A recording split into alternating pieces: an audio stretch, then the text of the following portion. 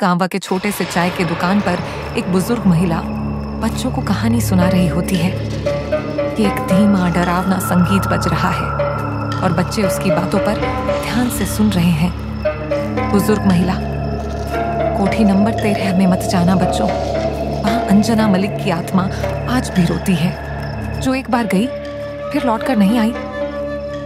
जैसे ही महिला यह कहती है, उसके चेहरे पर एक अजीब सी घबराहट दिखती है।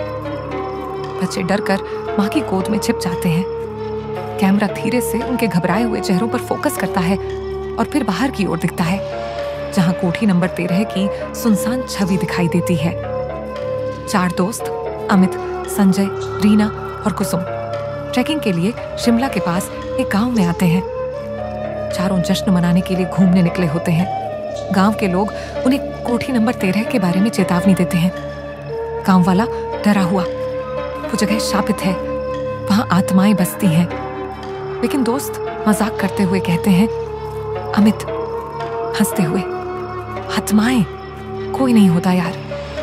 वे गांव वालों की सलाह अनसुनी करते हुए रात के अंधेरे में कोठी नंबर 13 की ओर बढ़ जाते हैं। चारों का चेहरा उत्साह और रोमांच से भरा होता है।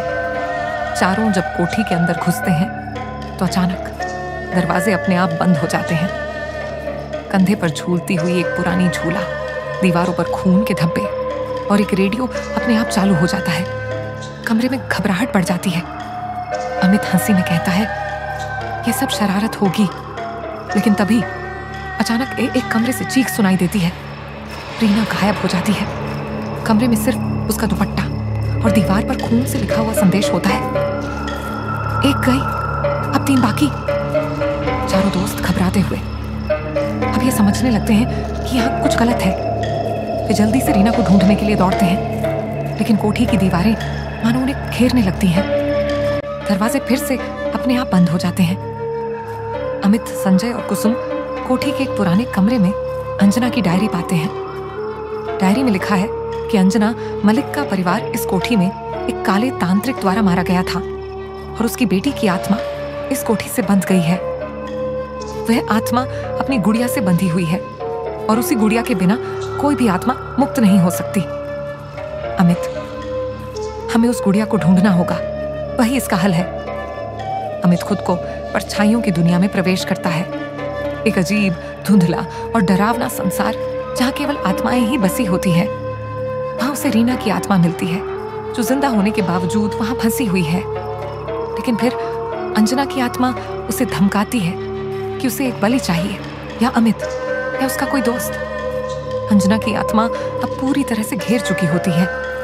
वह अमित से कहती है, गुड़िया तो मिल गई, अब जान दो, तुम्हारी या तुम्हारे किसी दोस्त की। अमित खुद को बलि देने के लिए तैयार हो जाता है, लेकिन अंतिम क्षण में वह आत्मा की फोटो पर खून से मुक्ति लिखता है। जैसे ही वह ऐसा करता है, गुड़िया की आत्मा शांत हो जाती है। अंजना की आत्मा भी हल्की सी मुस्कुराहट के साथ कहती है, तुमने मुझे याद दिलाया कि इंसानियत अब भी जिंदा है, मैं अब मुक्त हूं। सुबह की पहली किरण के साथ कोठी का दरवाजा खुल जाता है।